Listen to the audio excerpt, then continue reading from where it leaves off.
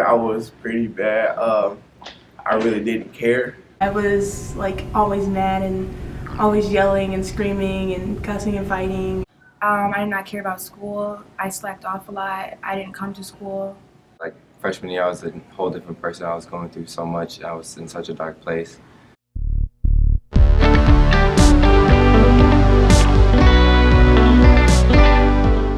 Restorative justice is a set of principles and process that builds the community and the schools that make them all as one. Our restorative groups are really a time for students to talk about their past, to do a bit of healing, to understand how their experiences reflect what they do today in their classes. We have our SRO, we have Mrs. McGinsey and myself as the adults in the class, and we talk about a variety of issues. I told them some issues that I had growing up, and from those issues, they are very comfortable in talking about their issues. So we talk a lot about why they do the things they do, and we talk about how to work through those, how to handle them differently, kind of what our triggers are, and it's really a way for them to feel comfortable. They have someone to come to that they know will listen to them, understand them, but also set them on the right track.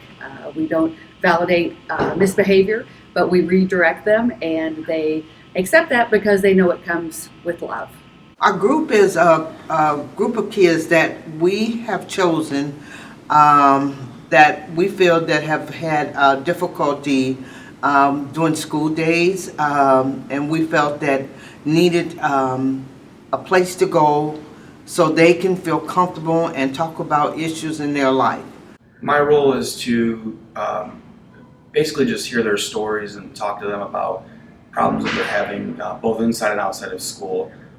I consider myself just another person that they can feel comfortable coming to and talking about these problems, and that they don't look at me as just a cop in the school, but also someone that they can trust with any problems that they have. We kind of just like talk to each other and talk about things that we can't like tell people. We talk about everything, like other people share like some things that you may have not known. Like I did not know a lot of people went through certain stuff worse than I have, and you kind of get to see like everything and relate, like because sometimes I like the stuff that I went through at home, I didn't know that anybody could understand what I went through at home. And I had a lot of problems with my anger, and I didn't know how to talk to people. And talking to Miss McGinty and Miss Portage made me feel like I had somebody to talk to. We would talk about what happened that week, or something good that happened that week, or our problems that we're having. We pretty much just come up with solutions to solve them.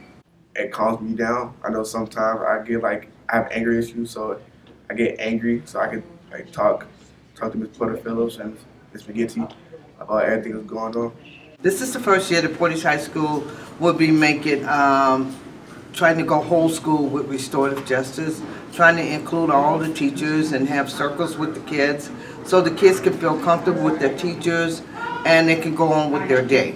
There aren't bad kids, right? There are kids who have suffered trauma. There are kids who are dealing with things outside of the classroom, and restorative justice places those things as the first priority. So in restorative justice, your goal is to get to the root of things, to understand why students participated in that negative behavior, to get them to understand that that behavior was negative, and then to get them to learn how in the future to react differently and to restore their place in the classroom rather than just immediately taking them out of the classroom and punishing them. We do a lot of counseling and restorative practicing while we're administering the discipline as well. So it's not as simple as somebody coming in and us following the handbook that says what we're going to do with that student.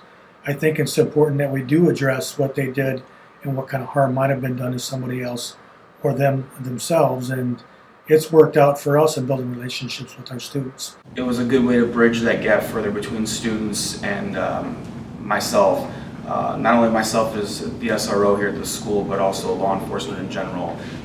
Just seeing different backgrounds of kids, hearing different stories, issues that I didn't grow up having that they are going through each and every day. It's caused the students to trust me more because they know that my number one goal with discipline is for them to be good people and for them to have a place in this classroom. And so they know that, like, I just don't want to throw them out of my classroom or not see them because I'm mad at them. They know that I love them, and that's why we participate in discipline in the way we do in my classroom. They're more reflective. That doesn't mean they always make the right choices, but they definitely, the misbehaviors decrease. And we're able to we can see kids staying in school longer rather than being here for a quarter and they're out their home, they've been expelled. They're staying in school much longer. From what we deal with in the offices is that we get very few students who repeat for the same offenses. So it kind of opens the door for us as administrators to continue a relationship with those kids that we had based on the experience we had in the restorative type of disciplinary practice, as opposed to a just black and white, you're getting a day out of school, we'll see you when you get back type of atmosphere, where they're still angry, they're angry with us, they're angry that they got put out.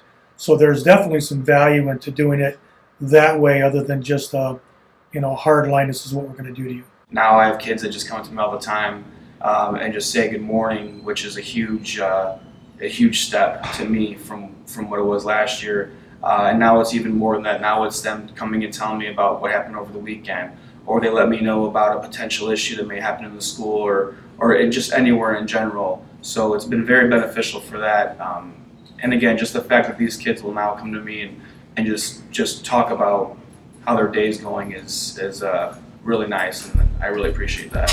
Now, having so many people behind me, it's a lot better. It's a lot easier to get through my day. Well, I made it a whole year. I'm a senior. Didn't think I was going to do that. I actually kind of enjoy coming to school, and I didn't want to ever come.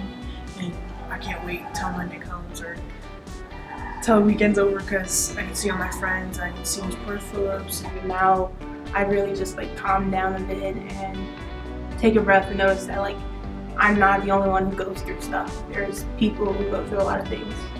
I had to graduate and get get my diploma, so I changed a lot, and I changed my bad ways to good ways. I love the people in Grove. I just love Grove.